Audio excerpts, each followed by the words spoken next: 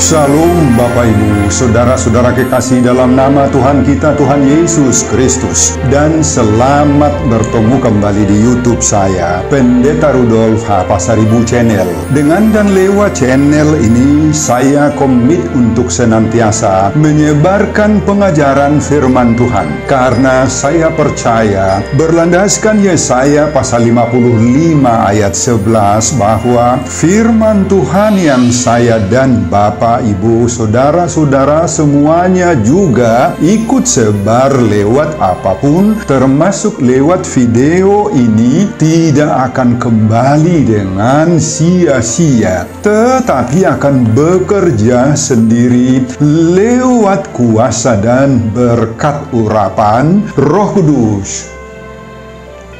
Mari Bapak Ibu, saudara-saudara semuanya, saya ajak membantu saya menyebarkan pengajaran firman Tuhan, khotbah di ibadah Minggu Advent ketiga, 11 Desember 2022. Terambil dari kitab Yesaya pasal 12 ayat 1 sampai dengan ayat 6 dan epistel dari kitab Filipi pasal 2 ayat 12 sampai dengan ayat 8.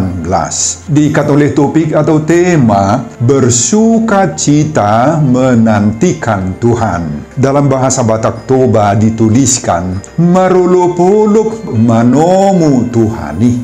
Saya baca untuk kita, simaklah pembacaan firman Tuhan berikut ini. Judul perikop Yesaya pasal 12 ayat 1 sampai dengan ayat 6 adalah nyanyian syukur atas keselamatan. Pada waktu itu engkau akan berkata, aku mau bersyukur kepadamu ya Tuhan, karena sungguh pun engkau telah murka terhadap aku, tetapi murkamu telah surut, dan engkau menghibur aku. Sungguh Allah itu keselamatanku. Aku percaya dengan tidak gemetar, sebab Tuhan Allah itu kekuatanku dan mazmurku. Ia telah menjadi keselamatanku. Maka kamu akan menimba air dengan kegirangan dari mata air keselamatan. Pada waktu itu, kamu akan berkata, bersyukurlah kepada Tuhan, panggillah namanya, beritahukanlah perbuatannya di antara bangsa-bangsa, masyurkanlah bahwa namanya tinggi luhur. Bermasmurlah bagi Tuhan sebab perbuatannya mulia. Baiklah hal ini diketahui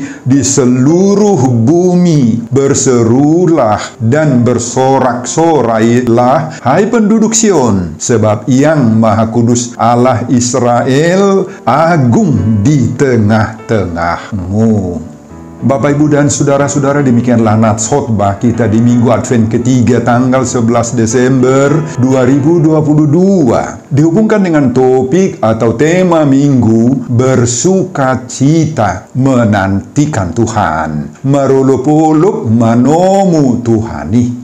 Saudara, di sini kita menemukan satu nyanyian syukur indah yang menyatakan sukacita dari umat yang sepenuhnya menyerah kepada kehendak dan hajaran Allah, serta yang benar-benar puas dengan anugerah Allah. Nyanyian orang beriman ini memberikan kepastian bahwa meskipun berbagai pemberontakan, ketidaktaatan, murtad, dan beralih kepada penyembahan berhala atau ilah-ilah lain dipraktekkan bangsa pilihan ini, tetapi rencana Allah yang sempurna untuk bangsa itu terwujud, baik pada saat hidup mereka masih berlangsung ataupun sesudah. Itulah yang terjadi pada umat pilihan Allah Israel ini, sebagaimana dinubuatkan oleh Nabi Proto Yesaya, Yesaya pertama ini.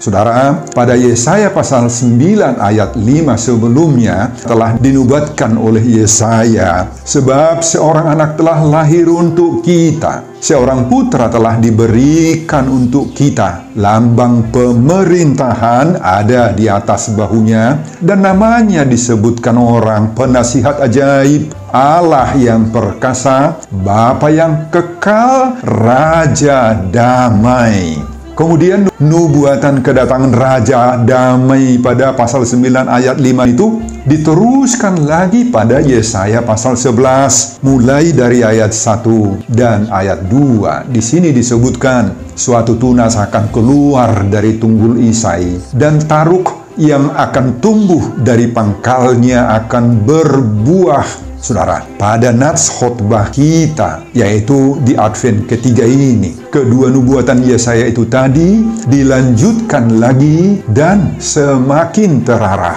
Di sini dituliskan, pada waktu itu engkau akan berkata, aku mau bersyukur kepadamu ya Tuhan, karena sungguh pun engkau telah murka terhadap aku, tetapi murkamu telah surut dan engkau menghibur aku. Dan inilah yang perlu kita dalami saat kita merayakan Advent yang ketiga ini sekarang. Saudara, mari kita dalami pasal 12. Nubuatan Yesaya ini. Di awal nats ini Yesaya mengatakan kalimat pendek, tetapi memiliki arti dan makna yang luas dan dalam sekali. Yakni, pada waktu itu. Dalam bahasa Batak Toba disebutkan, di hari Nasa Sadai. Apakah yang dimaksud oleh Yesaya dengan istilah atau sebutan pada waktu itu atau di hari Nasa Sadai dalam nubuatan Yesaya pasal 12 ayat 1 ini? Saudara, itu menunjuk kepada nubuatan pada pasal-pasal sebelumnya tadi, yakni pasal 9 ayat 5 tentang akan datangnya Raja Damai. Dan juga pada pasal 11 ayat 1, dan Raja Damai itu adalah tunas, tubur, dan taruk atau tubis yang akan keluar dari tunggul Isai sendiri. Saudara, manakah yang dimaksud oleh Yesaya tunas, tubur, taruk, atau tubis tadi? Ada 3 yang mau dimaksudkan oleh Yesaya di situ. Pertama, ini menunjuk kepada apa yang akan terjadi kelak pada bangsa Israel, baik Israel Utara maupun Israel Selatan, yakni Yehuda. Oleh karena dosa-dosa dan pemberontakan mereka, maka Tuhan menghukum mereka dengan mengizinkan bangsa-bangsa lain menjajah dan terbuang. Israel Utara terbuang ke Asur pada tahun 722 atau 721 sebelum Kristus. Dan kemudian Yehuda, Israel Selatan, terbuang ke Babel mulai tahun 605 pembuangan pertama. Pembuangan kedua tahun 597. Pembuangan ketiga tahun 587 sebelum Kristus. Nah, dalam keadaan pahit seperti itu, tidak ada lagi pengharapan mereka sebenarnya untuk kembali ke Yerusalem. Namun ternyata tunas pengharapan yang disebut oleh Yesaya di sini, taruk atau tubur atau tubis, ternyata muncul kembali karena Tuhan mengizinkan Yehuda kembali dari pembuangan Babel itu 70 tahun berikutnya, tahun 537 sebelum Kristus. Nah, itulah yang dimaksud sebagai tunas atau taruk, tubis yang pertama. Yang kedua, datangnya Raja Damai yang adalah tunas atau tubur atau taruk atau tubis itu terrealisir pada kelahiran Mesias Juru Selamat dunia, yakni Kristus Yesus yang lahir di Bethlehem 700-an tahun kemudian. Inilah tujuan dari nubuatan Yesaya dengan menyebutkan pada waktu itu atau di hari Nasa Sadai. Dan inilah yang sedang kita rayakan di Minggu Advent dan lanjut nanti di kelahiran Mesias itu. Itu sebabnya Bapak Ibu kita harus merayakannya dengan penuh sukacita. Sebab apa yang dinubuatkan oleh Yesaya 2700-an tahun yang lalu, nah kitalah yang menikmatinya sekarang dengan keselamatan yang sudah dikerjakan oleh Yesus Kristus. Inilah Advent bagi kita Bapak Ibu, untuk merayakan kelahirannya di Bethlehem dan menerima dia lahir kembali dalam hidup kita saat ini. Dan satu lagi, apa yang dimaksud dengan kalimat Yesaya pada nats khotbah kita pasal 12 ayat 1, pada hari itu atau di Ari Nasa Sadai. Apa maksud istilah itu? Yang ketiga, itu menunjuk kepada atau mertudu-tudu kepada kedatangan Yesus untuk kedua kalinya kelak.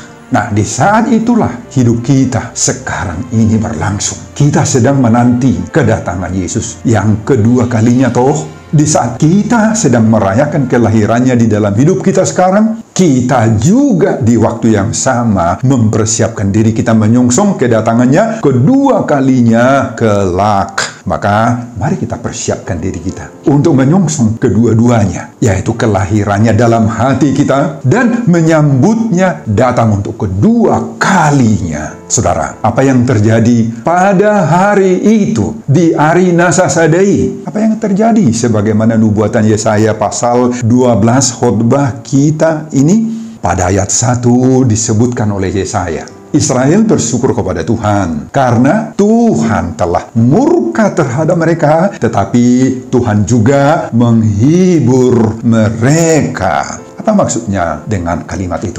Meski Tuhan murka atas dosa-dosa, atas pemberontakan umatnya, dan resikonya harus terbuang, pahit sekali. Tetapi pada hari itu, di Ari Nasa Sadai, Tuhan juga akan kembali menunjukkan kasih-Nya, menghibur umat-Nya. Mereka akan diizinkan pulang dari pembuangan itu ke Yerusalem. Nah, pada hari itu, di Ari Nasa Sadai, maka mereka juga akan bersyukur, memuji-muji nama Tuhan. Sebab tidak untuk selama-lamanya Tuhan itu menghukum orang-orang berdosa. Jadi sebutan pada hari itu di Ari Nasa Sadai menunjuk pada perbuatan Tuhan dalam hidup kita, hidup umatnya, baik dalam keadaan kondisi pahit oleh karena murka Allah maupun berkat-berkat sukacita yang diberikan oleh Tuhan. Saudara, untuk menyambut kasih Tuhan yang sungguh-sungguh besar ini, maka Yesaya mengajak umat Israel mengikrarkan suatu pengakuan, suatu kredo, suatu konfesi baru. Apa isinya? Pertama, Tuhan Allah itu adalah kekuatan dan mazmur puji-pujian dan keselamatan mereka. Ayat 2. Kedua,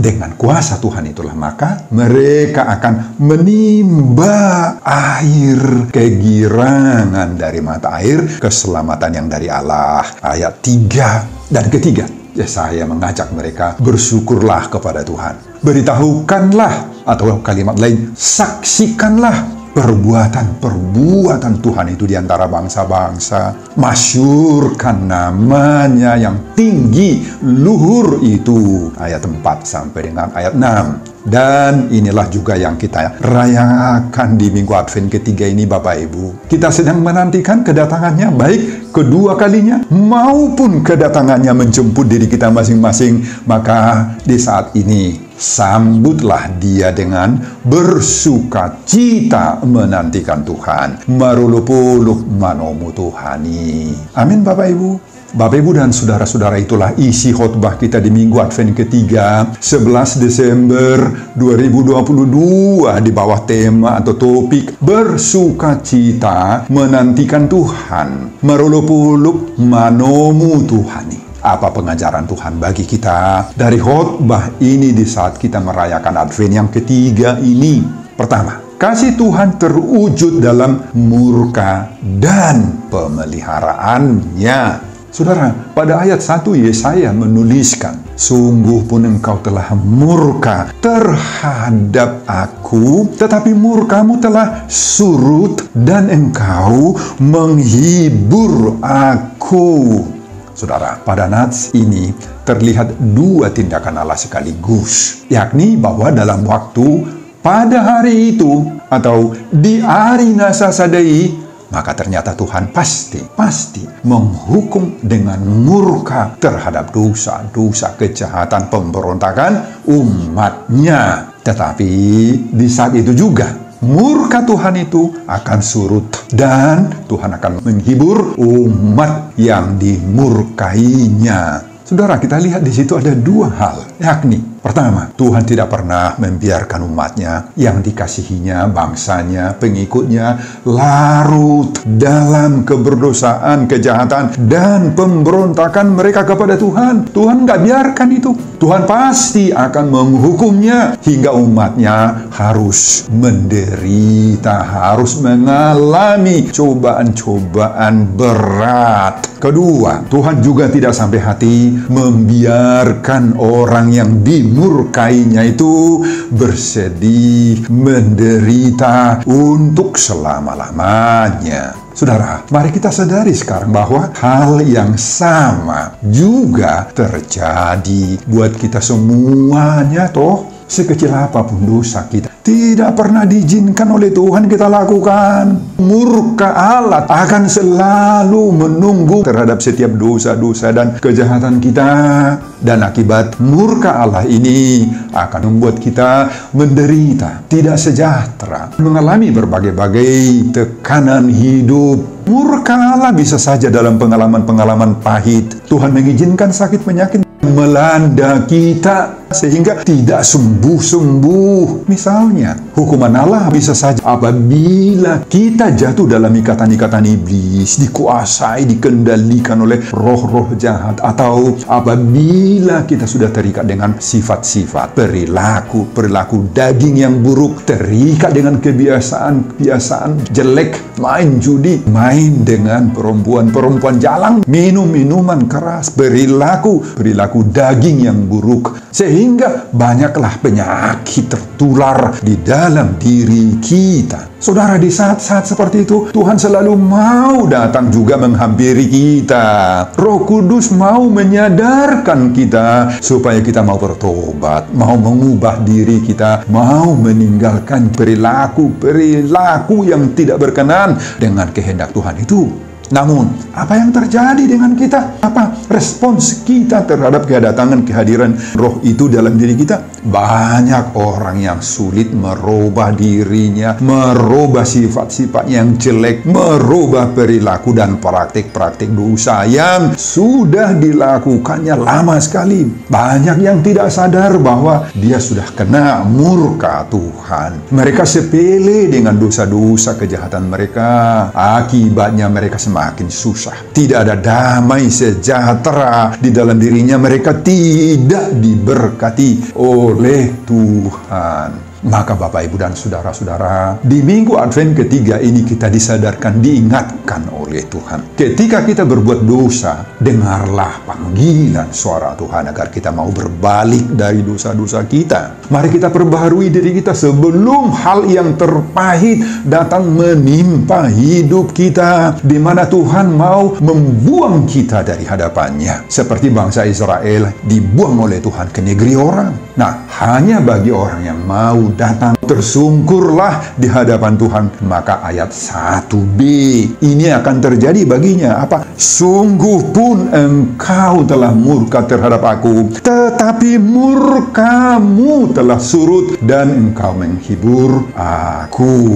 Tuhan akan menghibur orang-orang yang mau bertobat. Amin, Bapak Ibu. Kita rubah diri kita apabila sifat-sifat jelek tadi ada. Pengajaran yang kedua, miliki pengakuan, kredo, dan konfesi baru dalam hidup kita. Saudara, setelah murka dan penghiburan Tuhan datang, maka dalam diri orang yang mau bertobat itu akan muncul pengakuan, kredo, dan konfesi baru dalam hidupnya. Dia akan mengakui bahwa hanya Tuhanlah yang menjadi keselamatannya. Tidak akan gemetar lagi terhadap apapun. Tuhan Allah baginya adalah kekuatannya dan pokok pujian, mazmur baginya. Nah, itulah isi kredo baru itu. Saudara, kitalah sekarang yang menerima janji dan nubuatan kelahiran Mesias Juru Selamat dari Yesaya ini. Mesias yang dinubuatkan oleh Yesaya itu sudah lahir 2022 tahun yang lalu toh. Inilah yang menjadi pertanyaan dan renungan bagi kita.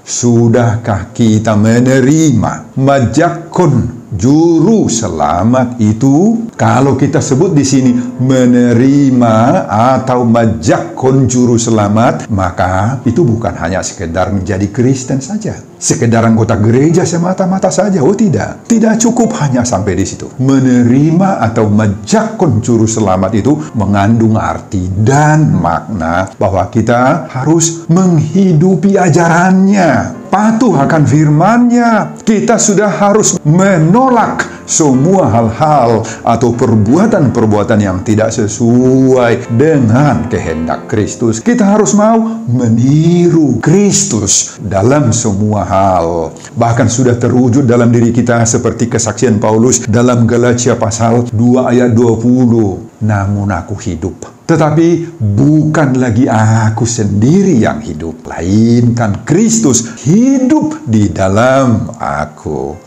Nah, inilah yang menjadi target kita Bapak Ibu sesuai dengan pengajaran Yesaya ini. Kristus sudah memerintah di dalam diriku, dalam diri kita. Dan kalau kita sudah menerima atau majakon Juru Selamat itu dalam diri kita, maka akan lahirlah pengakuan, kredo, dan konfesi baru dalam hidup kita juga. Apa isi konfesi yang baru sesuai dengan ajaran Yesaya ini? Hanya Tuhanlah yang menjadi keselamatanku. Tidak akan gemetar lagi aku terhadap apapun. Tuhanlah yang menjadi kekuatanku dan pokok pujianku.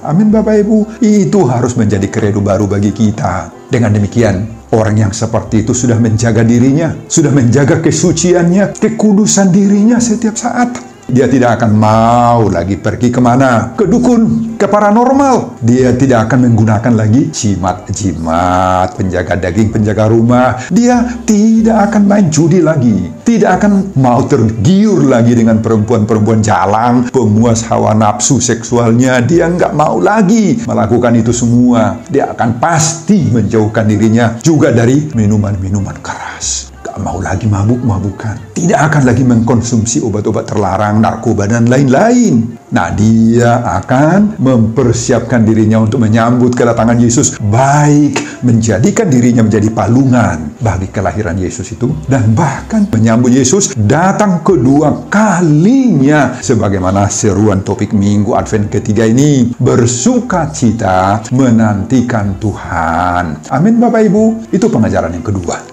Pengajaran yang ketiga, gambaran hidup orang yang bersiap menanti-nantikan Tuhan. Bagaimana?